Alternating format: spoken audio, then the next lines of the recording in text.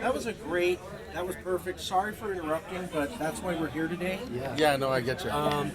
So, Is the audio good? audio's great. As long as we're moving the mic? Yeah, that's perfect. It'll even pick it up without it, but I just do it just to be safe. So Yeah, it's better. I'm going to jump in here real quick. My friend Josh gets free flags.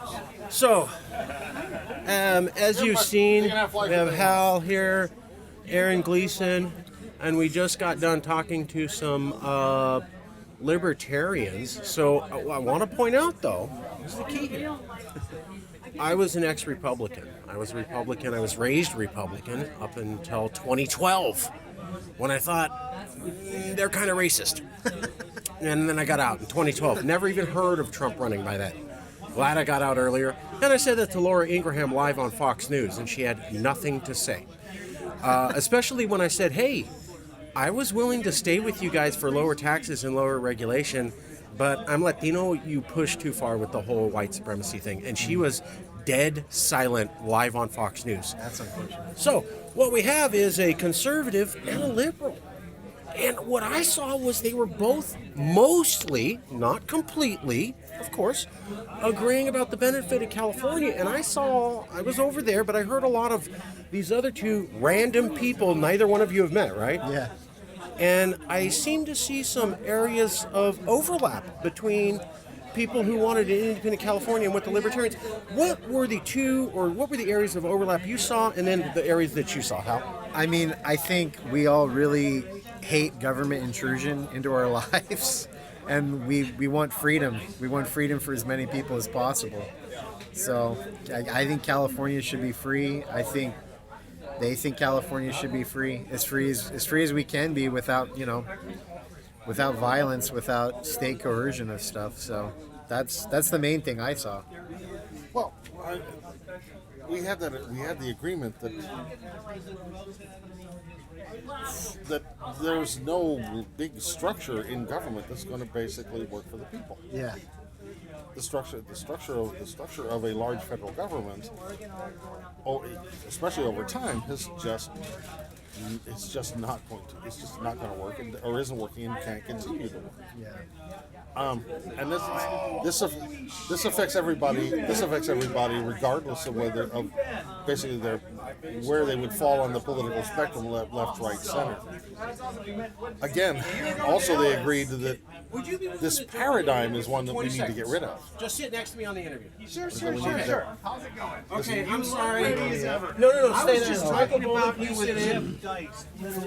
Please have. So He's like, I think he kind of fell off a little bit. No, we're still doing it. I'm sorry to interrupt again, but we're good. Conversation. Michael Boldin, please come in. Okay.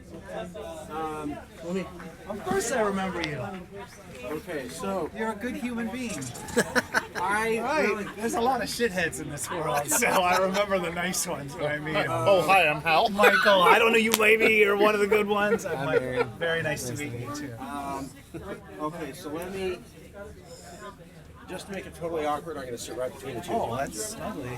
What are we doing? So, I just wanted everybody to know I keep interrupting Aaron and Hal. They're talking about California independence. Michael Boldin, I just ran into again. We met 3 years ago, 2 years ago. In Dallas, at the Abbeville Institute. Right? Abbeville Institute Conference on Independence. Yeah, That's awesome. We met at the Abbeville. So Aaron just published an article in Abbeville Institute as a conservative who said it would be better, even though California's liberal, be better if they didn't have federal regulations telling them what to do. That makes sense. Absolutely. Well, so I think a lot of the What? problem is the precedent. So it doesn't matter if you're liberal or conservative. You don't want your opposing states to get destroyed through regulation, because then it allows you more latitude to do what you want to do in your area. That's the whole idea of federalism. I mean, Yeah. Is that something that you could see conservatives coming to at least tacitly be willing to talk about the idea of California without federal regulation? They go, okay, California, you're super lefty, I get it, but isn't it something that conservatives or libertarians could support where we're saying, because I just had a conversation with a guy, and he goes, I'm worried about Sacramento, you're doing regulation. Here, let me ask you a straight up question. I've walked here in the Libertarian Party convention, walking up and down, talking to everybody. And I asked this guy, and he goes, I'm worried about what Sacramento does when California's independent. And I go, fair enough, but let me ask you a counterpoint. We're one group of maybe 30 that showed up at the California Libertarian Party convention with speakers from around America, and I haven't heard anybody suggest a plan to remove all federal regulation from California businesses. If you're a California business and you don't have to supply a federal OSHA form and a federal form for every type of thing and just a California one, isn't that good for business to lose 50% of regulation instantaneously? And have you heard of anyone at the California Libertarian Party convention other than CalExit actually having a plan on removing all federal regulation? You tell me, am I way off? Has anybody else brought this up here today? You're just gonna give me nod in my head on this. Well, you heard it from Michael Boldin. It makes sense to me. It makes sense to me because I believe that the path forward for liberty, and whether you and I agree on liberty, on how it should be implemented or the end goal, doesn't matter. I believe the path forward is to decentralize. Yeah. The more centralized, like if you worked in the kind of the computer world, you don't want a single point of failure. And when all decisions are made by one entity in one area, when they screw it up for everybody. And mostly what they do is screw it up for everybody all the time. So the whole system, like I would rather have, like I've actually argued in favor, like I'm not in support of universal health care, but I've actually argued in favor of passage of universal health care in California so people can learn how it plays out. Because right now everybody's talking about like, okay, it's going to be universal health care or not on a federal level, and then what you end up with is a national fight back and forth, basically a low-grade civil war every few years to try to control the entire system. And whether it's going to work or fail, the only way you can find that out is to let it play out how people want to. And that's the best way for people to learn. So if California does 8 zillion things different than they do in South Carolina, that's a positive, because then the conservatives in South Carolina who think California suck, and they almost all do, trust me, every time I go anywhere out of California, they're like, oh, California, what do you care about? So why do they want to control what we do here in California? So you're saying that most of America, that conservative America you go to, doesn't love California and doesn't want what? They hate it. So why do they want to keep them around? So I gotta ask you, as somebody who works in reporting and in the news, how did our California news get it so damn wrong when they tell us all Americans love us and would be weeping in the streets if we left? Why does California news say that? But just my experience everywhere I go. The first thing I hear when I talk to groups from the right end of the spectrum is they start laughing. They're like, oh, you're from California. What the hell do you know? No, because the general knee-jerk reaction is California bad. So, but the same mentality from the liberal end of the spectrum is Texas bad. So I did an interview back on Air America many years ago. Only because they are. Well, sure. Okay. See, but that's Okay. let Texas be Texas. Let California be California, Right. and even better than that, I think these areas should be the way they want, whether anybody lets them to or not. That's really the end game here, because that's the only way it's ever going to happen, in my view. So, I think you just saw conservative, well-known conservative saying. Oh, I'm not a conservative. How would you specifically describe yourself? I always get into these things. Just use the I actually phrase. don't use a political label, and every time I talk with the media, because what I do, I run this 10th Amendment thing, so that means you'll find me on the side of California on one issue. You'll find me on the support of Texas or South Carolina or another. Basically, I don't want the federal government involved in almost anything. Amen. Liberty. You're for liberty. Well, personally, my personal choice, if we were talking about a local issue, I want to see like no government in almost any issue ever. Like, I just think government is evil, but that doesn't mean that I'm going to try to dictate to other people in other areas how they're going to live. And I happen to choose to live in California because I love my tyranny warm, and I can get whatever the hell kind of food I want delivered at 3 We were in the just morning. talking about that last night. We were just talking about that last night. So I just want to point out to everybody here, because I think what you just saw was a conservative and a person who likes liberty, known on the not left spectrum, who both said, yeah, Calex, it looks like you guys are actually talking about removing federal regulation, moving consensus to a closer locale. Those are both hardcore liberty aspects. It is. And you are the only person at the California official national convention for the liberty concept who actually has a plan on how to remove federal regulation. Am I getting that right? Am I saying something wrong? And not to categorize too much, but when it comes to libertarians, and I work with them regularly, I work with conservatives, I work with Republicans, Democrats, socialists, whatever. Depends on the issue. But when it comes to libertarians, I generally find two main types. One type that wants a libertarian dictator to force liberty on the whole country, if not the world. What I believe it needs to happen, I will use the power of the federal government or the federal courts to force people into that, or people who recognize that that only leads to more centralization and more nasty garbage in the long run. And so the other people, and I think I'm more in that camp, recognize that decentralization is the way forward. It's the way to learn. If I want to convince people who are socialists that socialism is bad, I'm not going to do that in the current situation. I'm going to do that by saying, you know what, I'm going to take a hands-off approach on how you want to deal with this in Portland. You be as socialist as you want, and if you succeed and the people there want it, then you do it that way. And then other people in another area do it that way. And that's, I think, how people learn. Yeah. We met at an Abbeville Institute conference. We were both a little out of place there. And yeah, we were. But I got mad love. You did. I It was got awesome. a lot of They love were from excited about conservatives, and I said, I'm a lefty. I just believe you'd be better off without us telling you what to do. And boy, did I get hugs from a lot of conservatives saying, "Yeah, here, let me pack your bags for you, homie, if you're ready to go."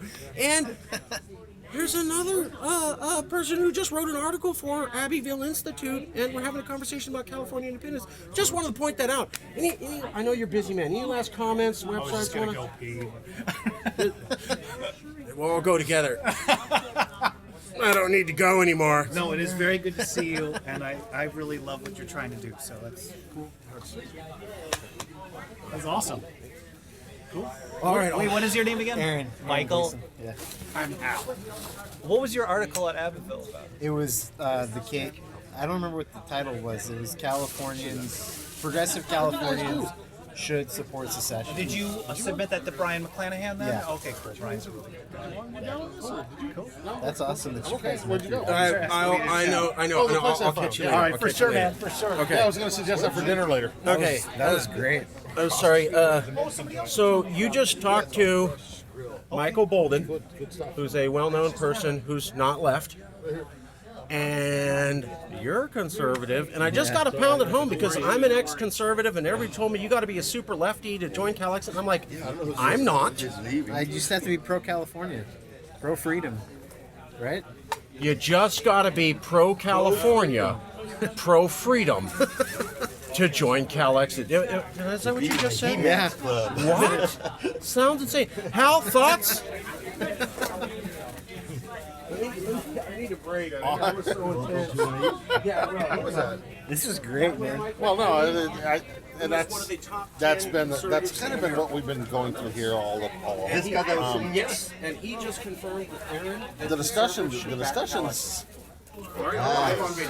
been kind of surprising, where you hear the libertarians talking about the libertarian platform and talking about their points of view, and you get to and where you are, we get to nod and go, oh yeah, Yeah, exactly. yeah, yeah, no, we're down with that. Yeah. And then they look at us like we're crazy. This is yours. No, you are? Well, yeah. One part of the problem is, for California And this sauce is really good. Thank you. is a federal government that Yes. Sauce is makes it very difficult for us to live the way we want to live and do what we want to do. And that's left, right, or center. Well, and I want to get back. So you and I were talking before about whether or not we should. Okay, so maybe we can't secede. Maybe we just push. Maybe we can just get government pushback. Maybe we can just get the federal government to behave itself more. I think that'd be a good thing. But like you were saying before, I don't think we can trust them Right. to stay in place. So I think secession is definitely preferable at this point. To my way of thinking on this, there's a matter of trajectory. Yeah. It's a trajectory. I mean, it's like, will we as a movement manage to move the needle enough to get California as its own independent country? Yeah. That's a big lift. That's a heavy lift. Yeah. But shooting for that, aiming for that, trying to get the legislators to aim for that, moving the needle towards greater and greater autonomy, or greater and greater home say in the way we get to live our lives. Yeah. Home rule. Home rule. Yeah. There again, there's no bad there. Yeah. There's no bad there. There's no, getting the money that is made in California to be spent in California. Yes. Getting less restriction on how we deal with the problems that we're trying to deal with here. Yep. There's little to no downside there. And I can say the same things. If we were to take this and move this to, the California Socialist Convention or what, and we said, well, what we need is we need greater local control over resources, it would probably be absolutely shocking that they would also be like, oh yeah, that makes sense. Yeah. See, and that's something to me about like the Bernie Sanders crowd that makes no sense, because they all want to live in like Denmark, right? Well, what would the easiest way be to make a Denmark in America? Wouldn't it be independent California? Yes. I mean, I don't get that. They're so trapped in this nationalist thinking that we have to have Medicare imposed on the whole country. Like, we could afford it here if we just had our own money not confiscated by the federal government. Through that red, white, and blue Yes. lens. Maybe, man, look at it through a clear lens. Well, Something where we can view it instead of being left, right, center. So this is socialist. This is communist. This is whatever. This is conservative. Instead of that, maybe we look at, hey, what's good? yeah. What works? Or what do Californians want?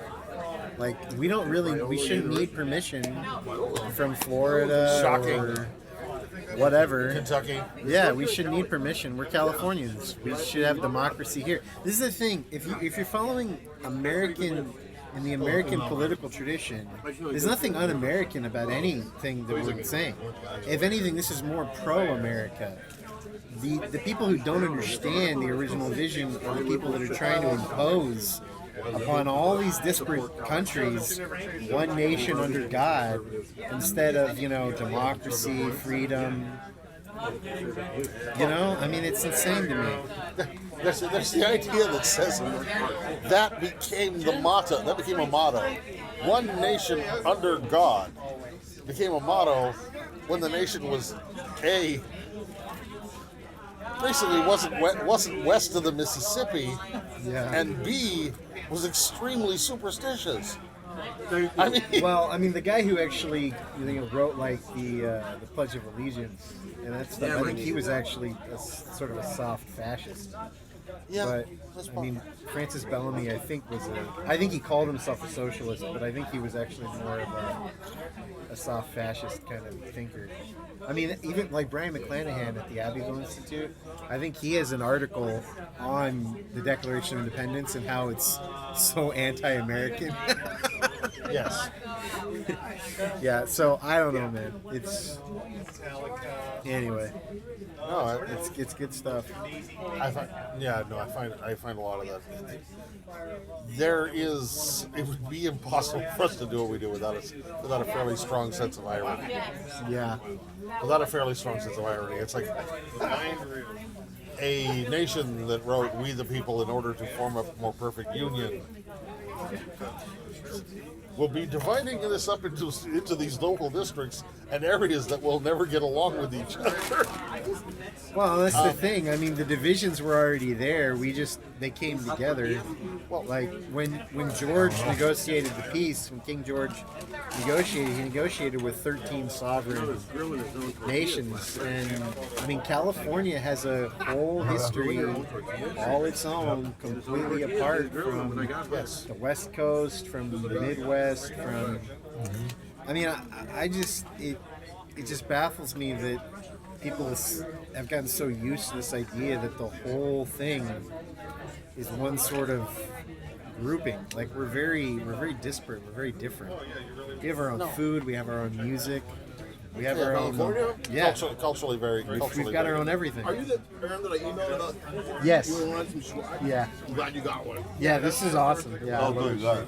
We got more stuff coming out soon. Sweet. No, it is But you're right about that whole culture thing, my man. I mean, we even have our own, I would say, our own dialect, our own vernacular here. And we invent our own grammar. Like do, sweet. Those are all terms that are California terms that that catches my man, bro. Yeah. These are Californian terms. I mean, it's. I hella don't know what you mean. What language are you That's speaking? Northern Cali. That's Northern Cali. You're not gonna hear hella down here, but you'll hear it up north in the Bay Area all the time. What language are you speaking? We have our own language, our own way of thinking, our own outlook on the world, how the world thinks of us, and what we think of the world is completely different than the rest of the United States. We can go to other countries and say we're from California and have a nice, jovial conversation. Whereas if you say you're from the United States, I don't know if you ever traveled outside of the United States, and I actually grew up in the Philippines. Oh, so what's the general attitude towards being from the United States? I mean, in the Philippines, it's actually very positive. It's positive because which is ironic because of our colonial. The funny thing is, that's like one of these perfect examples of how to make peace with the people that you've just warred on, and then get them to like you a lot. But that's a rare instance of that working pretty well, at least for a little while.